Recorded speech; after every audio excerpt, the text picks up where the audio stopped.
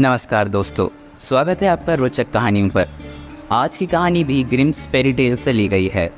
इस कहानी का मेन किरदार एक बिल्कुल दुबला पतला और लकड़ी जितना नाजुक लड़का है, लेकिन तब भी इसने एक बड़े पहलवान, दो राक्षस और एक जंगली सुअर को मार गिराया। अब ऐसा इसने कैसे किया, जानते हैं इस कहानी से, जिसका शीर्षक है बहादुरी और चतुराई। एक छोटे से गांव में एक दर्जी रहता था।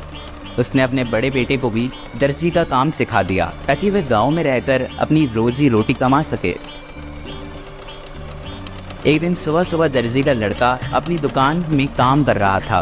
तभी वहां एक मुरब्बा बेचने वाली आई और सड़क पर जोर जोर से आवाज़ लगाने लगी, मुरब्बा ले लो, मुरब्बा ले लो, बढ़िया ताज़े मुरब्बा ले लो। दर्जी के लड़के ने जब वह आवाज़ सुनी तो याद आया कि उसने अभी तक सुबह का नाश्ता भी नहीं किया है। ज़रूरी काम ख़त्म करने की वजह से उसे सुबह सुबह ही दुकान पर आना पड़ा था। उसे अपने थैले में रखी डबल रोटी की याद आई जो वह घर से अपने साथ लेके आया था। उसने सोचा कि अब वह अपना नाश्ता ताज़ा और बढ़िया आमले के मुरब्बे के साथ ही करेगा। मुरब्बा खाकर उसमें ताकत भी आएगी। इतना सोचकर उसने मुरब्बा बेचने वाली औरत को अपने पास बुलाया। मुरब्बा बेचने वाली ने सोचा कि दर्जी का लड़का सुबह खूब सारा मुरब्बा खरीद लेगा, पर लड़के ने जब केवल 250 ग्राम मुरब्बा तोलने के लिए कहा तो मुरब्बा बेचने वाली को बहुत गुस्सा आया। मुरब्बा देकर और पैसे लेकर वह बड़बड़ाती हुई वहाँ से चल दी। दर्जी के लड़के ने मुरब्बे का एक आंवला निकालकर खा लिया और उसकी चाशनी डबल रोटी पर लगा दी। खाने का सामान एक प्लेट में रखकर वह अपने काम में जुट गया। जब उसे अपने खाने की वापस याद आई तो उसने देखा कि उसके खाने की प्लेट पर ढेर सारी मक्खियाँ बैठी हुई हैं। उसने मक्खियों को हाथ से उड़ाना चाहा, पर मक्खियाँ ज़रा सा उड़ती और फिर वापस उसी चाशनी वाली प्लेट पर आ बैठती। ये सब देखकर लड़के को बहुत गुस्सा आया। उसने अपने हाथ में लिए हुए सिलाई करने वाले कपड़े से अपनी प्लेट पर मारा। कुछ मक्खियाँ वहाँ से उड़ गई, जबकि कुछ मक्खियाँ उसके कपड़े के वार से घायल होकर वहीं गिर गई। दर्जी के लड़के ने जब मरी हुई मक्खियों को गिना तो वह पूरी 7 मक्खियाँ थी। वह अपनी बहादुरी पर बहुत खुश हुआ। उसने सोचा कि उसका निशाना कितना सटीक है। उसने एक ही बार में 7 मक्खियों को मार डाला। उसे अपनी बहादुरी का काम अपने गांव वालों को ही नहीं बल्कि पूरे संसार को बताना चाहिए। ऐसा सोचकर उसने झट से कपड़े की 2 पट्टियां बनाईं और उन पर लिखा, एक ही वार में 7 घायल। एक पट्टी उसने अपने गले में डाल ली और दूसरी पट्टी अपने पेट पर बांध ली और सिलाई का अपना सामान छोड़कर वो उस दुकान से चल दिया। वो एक दूसरी दुकान पर पहुंचा जहां पर उसने पनीर का टुकड़ा लिया और छोटी चिड़िया भी जो पिंजरे में बंद थी अपने हाथ में उठा ली और दुकान बंद करके वह अपनी बहादुरी दिखाने के लिए उस गांव से निकल पड़ा। वह अपने किए कारनामे पर इतना खुश, इतना गर्वान्वित था कि बहुत दूर तक पैदल चलने लगा। जंगल और खेत पार करने के बाद वह एक पहाड़ी से गुजर रहा था। वहीं पर उसे एक बहुत बड़े शरीर वाला आदमी बैठा हुआ दिखाई दिया। वह दर्जी तेजी से चलकर उस आदमी के पास पहुंचा और उसे अपने कमर में बंधी तथा अपने गले में लटकी हुई पट्टी दिखाकर बोला, तो ये पट्टी पढ़ सकता है तो तुझे पता चलेगा कि मैं कौन हूँ। वह आदमी उस नगर का पहलवान था। जब उसने पढ़ा कि एक ही बार में 7 घायल तो उसने सोचा कि ज़रूर एक ही बार में 7 आदमी इस लड़के ने मार दिए होंगे, पर उसके शरीर को देखकर तो पहलवानी का नामो निशान नहीं दिखता था। पहलवान ने एक पत्थर उठाया और उसके 2 टुकड़े कर दिए। फिर उस लड़के के हाथ में से एक पत्थर देकर बोला कि अब तू इसके 2 टुकड़े करके दिखा। लड़के ने बड़ी चतुराई से वह पत्थर अपनी जेब में रख लिया और चुपके से अपनी जेब से पनीर का टुकड़ा निकालकर उसके 2 टुकड़े करके दिखा दिए। अपने पत्थर का रंग बदला हुआ देखकर और उसके 2 टुकड़े देखकर पहलवान के दिल में उस लड़के के लिए थोड़ी इज्जत पैदा हो गई। पर अब वह एक बार फिर उस लड़के की बहादुरी को परखना चाहता था। उसने एक बड़ा सा पत्थर उठाया और बोला, देख मैं इस पत्थर को कितना ऊंचा फेंकूंगा, फिर मेरे बाद तू भी एक पत्थर को ऊपर फेंकियो, फिर देखते हैं कि किसका पत्थर ज़्यादा ऊपर जाता है। जिसका पत्थर ज़्यादा ऊंचा जाएगा वही शक्तिशाली माना जाएगा। इतना कहकर उस पहलवान ने एक बड़ा सा पत्थर ऊपर आसमान की ओर फेंका। पत्थर काफ़ी ऊंचा गया पर फिर ज़मीन पर वापस आकर गिरा। दर्जी बोला, तुम देखना मेरा पत्थर कभी वापस नीचे आएगा ही नहीं। और इतना कहकर उसने अपनी जेब में हाथ दिया और चुपके से चिड़िया निकाली जो वो अपनी दुकान से उठा के लाया था और ऊपर हवा में उड़ा दी। चिड़िया फुर्र से हवा में उड़ गई और गायब हो गई। पहलवान ने देखा कि उसका पत्थर तो सचमुच गायब हो गया। ज़रूर इस दर्जी के हाथ में जादू है। ये सच ही कह रहा है कि इसने एक बार में 7 लोगों को घायल कर दिया है। इससे लड़कर वह अपनी जान की हड्डी पसली क्यों तोड़वाएगा। पहलवान ने उस लड़के को बहादुर मान लिया और बिना लड़े ही वहाँ से उठकर चला गया। अब तो दर्जी को और भी अभिमान हो गया कि वह बहादुर ही नहीं बल्कि चतुर भी है। उसने अपनी चतुराई से इतने बड़े पहलवान को भगा दिया। अब वह अपना भाग्य आजमाने के लिए आगे चल पड़ा और चलते चलते एक राजा के महल के सामने पहुंच गया। उस महल के आगे एक बहुत सुंदर बाग था। उसकी हरी हरी घासों पर वो दर्जी का लड़का लेट गया। थोड़ी ही देर में उसे गहरी नींद आ गई। जब राजा के सेवक वहाँ से गुजरे तो एक अजनबी को सोता देखकर उसके पास पहुँचे और उसकी गले तथा पेट पर बनी हुई पट्टी पढ़कर बहुत हैरान होकर सोचने लगे, इतने बहादुर आदमी को तो राजा को अपनी सेना में रखना चाहिए। ऐसा आदमी आसानी से कहाँ मिलता है। वह सेवक दौड़कर राजा के दरबार में पहुँचे और उस लड़के के बारे में बताया। राजा ने अपने सिपाहियों को भेजकर उसे अपने दरबार में बुलवाया। राजा ने जब उस लड़के के गले में बंधी पट्टी को पढ़ा तो बहुत खुश हुआ। राजा ने उसे अपनी सेना में सेनापति बना दिया। राजा के सैनिकों को ये बात ठीक नहीं लगी कि एक कल का आया नौजवान हमारा सेनापति कैसे बन सकता है। उन्होंने सोचा कि एक दुबला पतला नौजवान एक ही बार में 7 को आखिर कैसे मार सकता है। ये सब ज़रूर झूठ है। सेना का पहलवान सेनापति इस निर्णय से बहुत ही नाराज़ था, पर उस नए सेनापति से झगड़ा मोल लेने के लिए वह तैयार नहीं था कि अकेले ही 7 को मारने वाला तो उसे बड़ी आसानी से मसल के रख सकता है। इसलिए पुराना सेनापति चुप रहा। उस सेनापति ने अपने सभी विश्वसनीय साथियों को बुलाया और उन सब से सलाह की कि इस नए सेनापति से कैसे छुटकारा पाया जाए। राजा की सेना के कुछ प्रमुख लोग राजा के पास पहुंचे और उन्हें अपनी नाराज़गी बताई। राजा को ये जानकर बहुत दुख हुआ कि उसके पुराने विश्वसनीय सैनिक उस नए सेनापति के अधीन काम करना नहीं चाहते। इससे तो अच्छा है कि उस नए सेनापति को ही इस पद से हटा दिया जाए। पर उस दर्जी की बहादुरी के कारण राजा भी उससे दुश्मनी मोल लेना नहीं चाहता था। अपने दरबार के अन्य लोगों से सलाह ली और फिर अंत में उससे छुटकारा पाने की तरकीब निकालने के बारे में राजा सोचने लगा। दर्जी के पास संदेश भेजा कि वह सेनापति बनना चाहता है तो उसे अपनी बहादुरी की परीक्षा देनी होगी। इस समय उसके राज्य में 2 भयंकर राक्षस चारों ओर उत्पात मचा रहे हैं। आम जनता का जीवन दूभर कर दिया है। अगर वह उन दोनों राक्षस को मार दे तो उसका विवाह वह अपनी बेटी से कर देगा और साथ ही उसे आधा राज्य भी मिलेगा। इन दोनों राक्षसों को मारने के लिए वह कुछ सिपाही भी अपने साथ ले जा सकता है।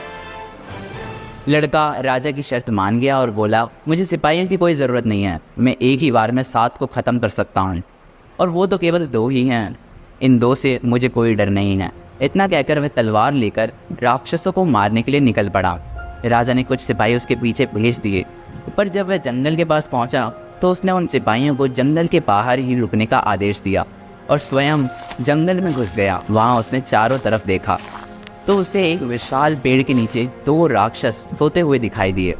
उन दोनों के खर्राटे इतने भयंकर थे कि आसपास के जानवर भी डर के मारे इधर उधर भाग रहे थे। दर्जी को एक तरकीब सूझी। उसने कुछ छोटे मोटे पत्थर उठाकर अपनी जेबों में भर दिए और फिर उसी पेड़ पर जा चढ़ा जिसके नीचे वो दोनों राक्षस सो रहे थे। पेड़ पर चढ़ने के बाद दर्जी ने पहले एक राक्षस की छाती पर पत्थर मारा, फिर दूसरे राक्षस की छाती पर पत्थर फेंकना शुरू कर दिए। पत्थर की चोटों से दोनों राक्षस की नींद खुल गई। एक राक्षस ने सोचा कि उसके साथी उसे पत्थर मार रहा है, तो दूसरे ने भी यही सोचा कि बगल वाला उसे पत्थर मार रहा है। पहले वाले को दूसरे पर गुस्सा आया तो उसने दूसरे साथी की नाक पर एक घूसा जमा दिया। इस पर दूसरे को भी गुस्सा आया तो उसने उठकर अपने साथी की नाक पर एक और घूसा रख दिया। इधर जब दोनों आपस में लड़ना शुरू कर दिया तो दर्जी ने चुपके से कभी एक के सिर पर तो कभी दूसरे के सिर पर पत्थर गिराना शुरू कर दिए। पत्थर खाकर दोनों ही राक्षस एक दूसरे के खून के प्यासे हो गए। उनका गुस्सा आसमान छूने लगा और आपस में पूरी ताकत से लड़ने लगे। दर्जी ने एक बार अब भारी पत्थर दोनों के सिर पर गिराया तो उन दोनों ने ही आपस में पेड़ उखाड़कर आपस में मारपीट शुरू कर दी। वे दोनों तब लड़ते रहे जब तक दोनों मरणासन नहीं हो गए। यानी वो दोनों राक्षस आपस में तब तक लड़ते रहे जब तक वे दोनों मर नहीं गए। जब दोनों राक्षस धरती पर धाराशायी होकर गिर पड़े, उनमें से कोई नहीं उठा तो दर्जी पेड़ से उतरा और उसने अपनी तलवार निकालकर उन दोनों राक्षसों की छाती में घोंप दी। खून से लथपथ तलवार को लेकर वह राजा के सिपाहियों के पास जा पहुंचा और बोला, मैंने उन दोनों राक्षसों का काम तमाम कर दिया। उन दोनों ने पेड़ उखाड़कर मुझ पर हमला किया, पर उनकी मेरे आगे एक ना चल सकी, क्योंकि मैं तो एक बार में 7 को घायल कर सकता हूँ। राजा के सिपाहियों ने सोचा, ये भला कैसी लड़ाई थी जिसमें इस लड़के को रत्ती भर भी चोट नहीं लगी। उन सिपाहियों को उसकी बात पर ज़रा सा यकीन नहीं हुआ, तो उन्होंने खुद दोनों राक्षसों को देखने की अनुमति मांगी। राजा के सिपाही जब जंगल के अंदर गए तो उन्होंने वहाँ पर 2 उखड़े पेड़ देखे और दोनों राक्षसों को मरा हुआ पाया। अब उन सिपाहियों को उस दर्जी की बातों पर विश्वास करना ही पड़ा। दर्जी ने खून से सनी तलवार राजा के सामने पेश करी और राजकुमारी से अपना विवाह कराने और आधा राज्य देने की मांग की, पर राजा इसके लिए तैयार नहीं था। राजा बोला, अगर तुम मेरी बेटी से विवाह करना चाहते हो तो तुम्हें अपनी बहादुरी के कुछ और कारनामे दिखाने पड़ेंगे। दर्जी ने राजा की ये बात भी मान ली। राजा से दूसरा काम पूछा। राजा बोला, इस राज्य के पूरब के जंगल में एक जंगली भैंसा कहीं से घुस गया है, जिसने कई आदमियों को अपने सींगों से घायल कर दिया है और सभी खेती नष्ट कर दी है। अगर तुम उसको मार डालो तो मैं अपनी बेटी से तुम्हारा विवाह कराने की सोचूंगा। दर्जी इस काम के लिए भी झट से तैयार हो गया, क्योंकि उसे अपनी चतुराई पर पूरा भरोसा था। एक बहुत मोटी रस्सी और एक कुल्हाड़ी लेकर जंगल की ओर चला। जंगल में उसे दूर से एक भयंकर भैंसा अपनी ओर आता हुआ दिखाई दिया। वह कहीं एक बड़े से पेड़ के सामने खड़ा हो गया। जैसे ही भैंसा उसकी तरफ पूरी तेजी से बढ़ रहा था, वह तेजी से छलांग मारकर उस पेड़ के पीछे छुप गया और भैंसे के दोनों सींग पेड़ के तने में घुस गए। क्योंकि भैंसा पूरे जोर से उस दर्जी पर झपटा था, इसलिए बहुत कोशिश करने पर भी वह अपने सींग उस पेड़ के तने से निकाल नहीं पा रहा था। दर्जी ने झट से उस जंगली भैंसे के गले में मोटा सा रस्सा डाल दिया और कुल्हाड़ी से पेड़ के तने को छीलकर उसके सींग निकाल दिए। फिर भैंसे के पैर बांधे और उसे घसीटकर राजा के पास ले आया। राजा उस लड़के को भयंकर भैंसे के साथ देखकर हैरान रह गया। उसे महसूस हुआ कि इस लड़के से पीछा छुड़ाना इतना आसान नहीं है। इस बार लड़के ने फिर राजकुमारी से अपना विवाह करने की मांग की और आधा राज्य भी मांगा। अब तो राजा को हार कर उस लड़के से अपनी बेटी की शादी करानी पड़ी और साथ में उसे आधा राज्य भी देना पड़ा। वो राजा खुद और उसकी बेटी दोनों ही इस विवाह से खुश नहीं थे, पर क्या करते। शादी के कुछ दिनों बाद राजकुमारी अपने पति के बराबर में सो रही थी। तभी उसने अपने पति को सपने में बड़बड़ाते हुए सुना, लड़के जल्दी जल्दी कपड़े तैयार कर, अगर ठीक समय पर काम खत्म नहीं किया तो तुझे थप्पड़ मारूंगा। राजकुमारी ने अपने पति के सपने में बड़बड़ाने की बात अपने पिता को बताई, तो राजा को ये जानकर बहुत दुख हुआ कि उसका दामाद एक दर्जी है। वह तो उस लड़के से हर कीमत पर छुटकारा पाना चाहता था। उसने अपनी बेटी को सांत्वना दी और कहा कि कल रात को तुम अपने सोने का कमरा खुला रखना। आधी रात को मेरे सिपाही उस दर्जी को उठाकर ले जाएंगे और उसके हाथ पैर बांधकर हम उसे नाव में डालकर छोड़ देंगे। वह खुद ब खुद ही उस नाव में मर खप जाएगा। पर दर्जी के विश्वसनीय सेवक ने पिता पुत्री की बातें सुनकर उस दर्जी को बता दी थी। दर्जी ने उसको धन्यवाद दिया और दोनों बाप बेटी को सबक सिखाने की सोची। अगली रात वह सोने का बहाना बनाकर चादर ओढ़कर सो गया और फिर जानबूझकर पहली रात की तरह अपनी बातें दोहरानी शुरू कर दी। ओ लड़के, जल्दी जल्दी हाथ चला, आज ये सारा सिलाई का काम खत्म कर, नहीं तो तुझे थप्पड़ मारूंगा। मैंने 7 को एक ही बार में ख़त्म कर दिया है। 2 राक्षस को सदा के लिए सुला दिया है। जंगली भैंसे और जंगली सुअर को जिंदा पकड़ लाया हूँ। मुझसे वे सारे सिपाही भी डरते हैं जो मेरे कमरे के बाहर खड़े हैं। जब राजा के सिपाहियों ने दर्जी की बातें सुनी तो वे भी डर गए कि ये तो सोते सोते भी बातें जान सकता है। तो सारे सिपाही ये सोचकर डर गए कि अगर हमने इसको उठाते वक्त इसकी नींद खुल गई तो ये तो हमें भी जान से मार डालेगा। वे सब डर के मारे वहाँ से भाग खड़े हुए, जैसे कोई जंगली सुअर उनके पीछे भाग रहा हो। दर्जी से छुटकारा पाने में राजा को कोई सफलता नहीं मिली और दर्जी अपनी बुद्धिमानी से राजकुमार बनकर सुख की जिंदगी बिताने लगा।